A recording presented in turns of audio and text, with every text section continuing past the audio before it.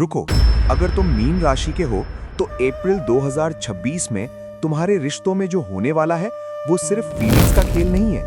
ये control, perception और behaviour का टेस्ट है। और सच ये है, इस महीने प्यार जितना आसान दिखेगा उतना होगा नहीं। तुम्हें लगेगा सब स्मूथ है, लोग सपोर्ट कर रहे हैं, लेकिन धीरे धीरे एक ऐसा फेज आएगा जहां छोटी सी गलती भी बड़ा असर डाल सकती है। अब समझो क्या चल रहा है पीछे। इस महीने तुम्हारे 5वें भाव का स्वामी चंद्रमा है, जो बहुत तेजी से बदलता है। मतलब फीलिंग्स स्टेबल नहीं रहेंगी, मूड स्विंग्स हो सकते हैं, और इसी वजह से सिर्फ चंद्रमा के आधार पर कुछ तय करना सही नहीं होगा। यही रीजन है कि इस महीने लव लाइफ ज्यादा डिपेंड कर रही है शुक्र पर। और शुक्र क्या कह रहा है? सीधा सा संकेत, 19 अप्रैल तक का समय तुम्हारे लिए सबसे स्मूथ है। इस दौरान तुम्हारा कनेक्शन स्ट्रांग हो सकता है, कम्युनिकेशन बेहतर रहेगा, और सबसे इंटरेस्टिंग बात, फैमिली भी अपोज नहीं करेगी, बल्कि अगर सिचुएशन सही हुई तो वो सपोर्ट भी कर सकते हैं। मतलब जो चीजें पहले मुश्किल लग रही थीं, वो इस फेज में आसान हो सकती हैं। लेकिन यही एक गलती ज्यादातर लोग करते हैं। जब सब अच्छा चल रहा होता है तो वो ओवर कॉन्फिडेंट हो जाते हैं, और यहीं से प्रॉब्लम शुरू होती है। 19 अप्रैल के बाद शुक्र अपनी ही राशि में रहेगा, जो टेक्निकली अच्छा है, लेकिन तीसरे भाव में होने की वजह से हर चीज उतनी स्ट्रांग नहीं रहेगी जितनी पहले थी। मतलब सरफेस पर सब ठीक लगेगा, लेकिन डेप्थ में थोड़ी कमजोरी आ सकती है। और यहाँ सबसे बड़ा ट्रैप है, अगर तुम दिखावा करने लगे, अगर तुम ओवर स्मार्ट बनने लगे, या अपने रिलेशनशिप को अननेसेसरी हाईलाइट करने लगे, तो वही चीज स्पॉटलाइट बन सकती है। लोग बातें कर सकते हैं या सिचुएशन ऑकवर्ड हो सकती है। इसलिए इस फेज में एक ही रूल है, जितना जरूरी है उतना ही दिखाओ। सिंपल रहो, लिमिटेड रहो, रियल रहो। अब बात करते हैं एक सेंसिटिव हिस्से की, मैरिज और मैरिड लाइफ। अगर तुम सोच रहे हो कि ये महीना एंगेजमेंट या शादी आगे बढ़ाने के लिए परफेक्ट है, तो थोड़ा रुक जाओ, क्योंकि ये महीना उस तरह का स्ट्रॉन्ग पुश नहीं दे रहा। मतलब जल्दबाजी यहाँ काम नहीं आएगी। अब मैरिड लाइफ की बात, यहाँ पिक्चर थोड़ी मिक्स्ड है।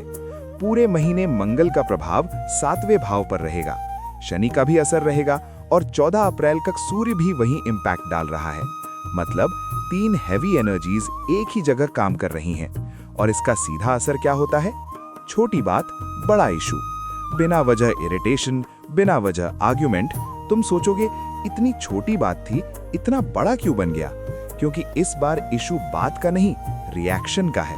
अगर तुमने कंट्रोल रखा तो वही सिचुएशन संभल जाएगी, अगर ईगो आया तो वही चीज लंबी खिंच सकती है। 19 अप्रैल तक शुक्र चीजों को संभाले रखेगा, मतलब डैमेज कंट्रोल होता रहेगा। लेकिन उसके बाद अगर बिहेवियर सही नहीं रहा तो प्रॉब्लम्स बढ़ सकती हैं। खासकर अगर तुम्हारा नेचर थोड़ा फ्लर्ट करने वाला है, तो यहाँ सावधान रहना बहुत जरूरी है, क्योंकि पार्टनर के मन में डाउट आ सकता है, और ट्रस्ट एक बार हिला तो उसे वापस लाना आसान नहीं होता। इसलिए इस महीने एक चीज याद रखना, रिलेशनशिप को स्ट्रॉन्ग बनाना है तो उसे शो नहीं, प्रोटेक्ट करना पड़ता है। कम बोलो, ज्यादा समझो, और रिएक्ट करने से पहले सोचो, क्योंकि इस बार तुम्हारा एक बिहेवियर तुम्हारे पूरे रिलेशनशिप का डायरेक्शन बदल सकता है।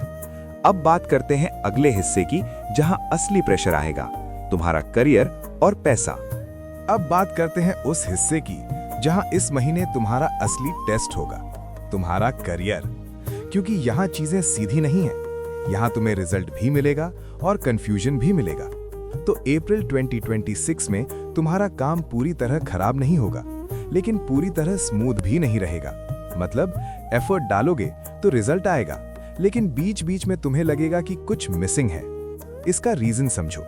तुम्हारे कर्म भाव के स्वामी बृहस्पति इस महीने एवरेज पोजीशन में है, लेकिन एक स्ट्रॉन्ग चीज है, वो तुम्हारे कर्म भाव को देख रहे हैं। मतलब तुम्हारा काम पूरी तरह गिरने नहीं देगा।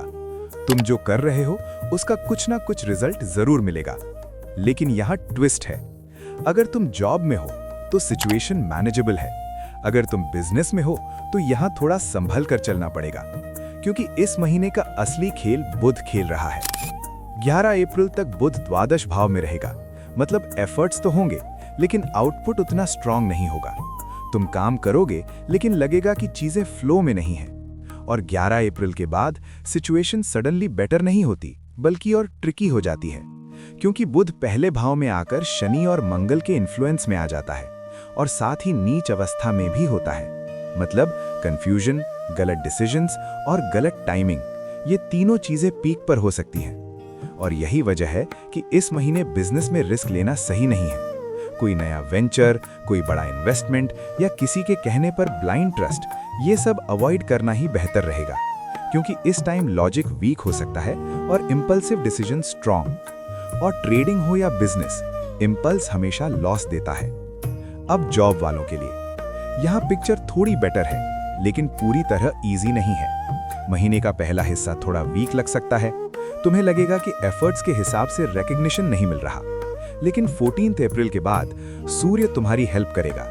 यहाँ से धीरे धीरे चीजें इंप्रूव होने लगेंगी, तुम्हारा कॉन्फिडेंस बढ़ेगा और सीनियर्स भी तुम्हें नोटिस करना शुरू करेंगे। लेकिन यहाँ एक कंडीशन है, तुम्हारा बिहेवियर। अगर तुमने कम्युनिकेशन रफ रखा या ईगो दिखाया तो वही चीज तुम्हारे खिलाफ जा सकती है।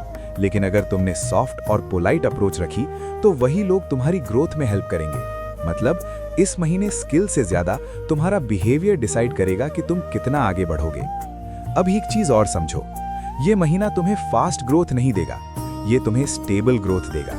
अगर तुम पेशेंस रखोगे तो धीरे धीरे चीजें तुम्हारे फेवर में जाएंगी।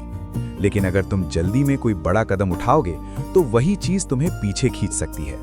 इसलिए इस महीने का रूल सिंपल है, काम करो लेकिन जल्दबाजी मत करो, क्योंकि इस बार गलती एफर्ट में नहीं, डिसीजन में हो सकती है। अब आखिरी और सबसे जरूरी हिस्सा, जो लोग अक्सर स्किप कर देते हैं, लेकिन असल में वही उन्हें संभाल सकता है। तुम्हारा संतुलन, तुम्हारा कंट्रोल, तुम्हारी रेमेडी। क्योंकि सच ये है, ये महीना पूरी तरह खराब नहीं था, लेकिन पूरी तरह आसान भी नहीं था। रिश्तों में टेस्ट था, करियर में कंफ्यूजन था और डिसीजंस में रिस्क था। और ऐसे समय में सिर्फ लॉजिक काम नहीं आता, थोड़ी स्टेबिलिटी, थोड़ी डिसिप्लिन और थोड़ा स्पिरिचुअल बैलेंस भी जरूरी होता है। इसीलिए इस महीने को छोटी छोटी चीजें तुम्हारे लिए गेम चेंजर बन सकती हैं। सबसे पहले इस पूरे महीने मांसाहार अवॉइड करो। ये सिर्फ एक रूल नहीं है, ये तुम्हारे अंदर की एनर्जी को काम करने का तरीका है। क्योंकि इस महीने तुम्हारे अंदर ऑलरेडी बहुत कुछ चल रहा है और हैवी फूड उसे और डिस्टर्ब कर सकता है। दूसरा, हर मंगलवार हनुमान जी के मंदिर में लाल रंग की मिठाई या लाल फल चढ़ाओ। ये सिर्फ एक रिचुअल नहीं है, ये तुम्हारी इंपल्सिव एनर्जी को कंट्रोल करने का तरीका है। मंगल का प्रभाव इस महीने स्ट्रांग है और यही रेमेडी उसे बैलेंस करती है। तीसरा, रोज अपने माथे पर केसर का तिलक लगाओ। ये तुम्हारे फोकस, क्लैरिटी और कॉन्फिडेंस को स्टेबलाइज करेगा। छोटी चीज लगती है, लेकिन असर गहरा होता है। अब पूरी बात एक लाइन में समझो, ये महीना तुम्हें रोकने नहीं आया था, ये तुम्हें संभालने आया था। अगर तुमने पेशेंस रखा, अपने बिहेवियर को कंट्रोल किया और सही समय पर सही डिसीजन लिया, तो जो चीजें इस महीने मुश्किल लगी वही तुम्हें आगे स्ट्रांग बना देंगी। क्योंकि आखिर में जीत उसी की होती है जो हर सिचुएशन में खुद को संभाल लेता है। अगर ये पूरी सीरीज तुम्हें हेल्पफुल लगी तो लाइक जरूर करना, और अगर तुम चाहते हो कि मैं तुम्हारे लिए नेक्स्ट महीने का भी इसी तरह डीप और रियल ब्रेकडाउन करूं तो कमेंट करो नेक्स्ट। और अगर तुम अपने सवाल पूछना चाहते हो तो नीचे लिखो, मैं जवाब दूंगा।